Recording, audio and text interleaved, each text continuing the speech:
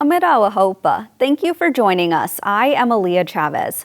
We start today in Washington, D.C., where two major federal agencies want to strengthen representation for Alaska Natives on its federal Subsistence Board. The Department of the Interior and the Department of Agriculture are proposing adding 3 new Subsistence Board members. The new additions would be nominated by federally recognized tribal governments in Alaska. Alaska Natives heavily rely on subsistence living for food, shelter, and clothing.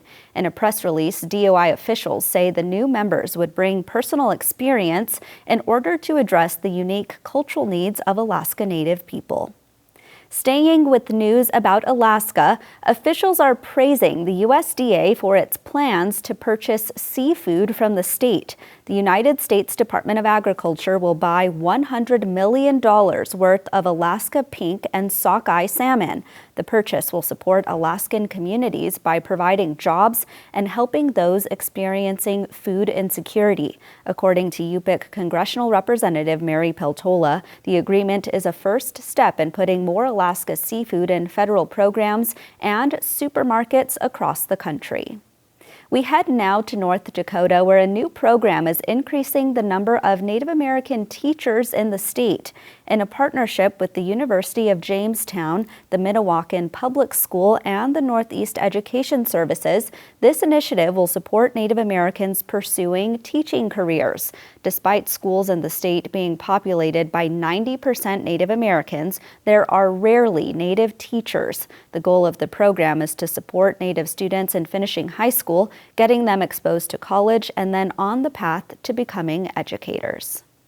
In Michigan, millions in funding is set to expand educational experiences and facilities at Strait State Park. The Michigan Department of Natural Resources received a $3.6 million grant from the Mellon Foundation. New additions will include a learning commons for exhibits, powwow ground structures, and a community kitchen pavilion.